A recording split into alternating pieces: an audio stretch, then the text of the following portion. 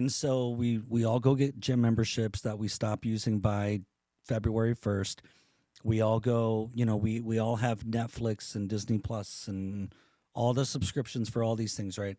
I would say if you're able to sit on the couch and look this way and not communicate this way, right? You Yep. probably ought to think about spending less time there and spending more time working on yourself. Yep. I'm gonna say, at the And risk of getting canceled myself because I just offended somebody, I'm just gonna say, like, that's probably a better use of your time. I think about that for myself because there are times where, like, I remember a long time ago, when I was much younger, someone that I dated at the time had a thing on her refrigerator, and it just simply said, "Don't give up what you want most for what you want in the moment."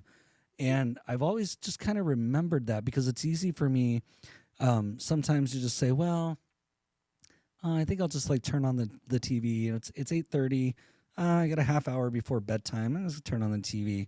And I sometimes go back and realize that half hour turns into 45 minutes or even an hour.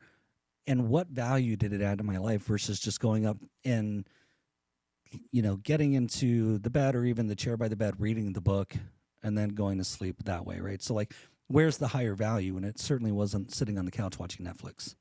yeah, yeah. And that's the beauty of the decade dream is when you say like what you want most versus what you want in the moment, the what you want most is that decade dream. And that decade dream, once it's defined, you can then use it to filter out all of the noise. You Yeah. can use it to filter out in the moment.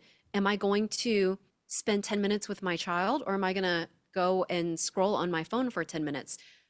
I- Open and honest, sometimes I end up choosing this social media when I'm not Yep. focused on my right? Yep. But with clarity of my decade dream, helping it keep me grounded in every single decision I make, big or small, then I'm going to choose what I want most, what really matters to me.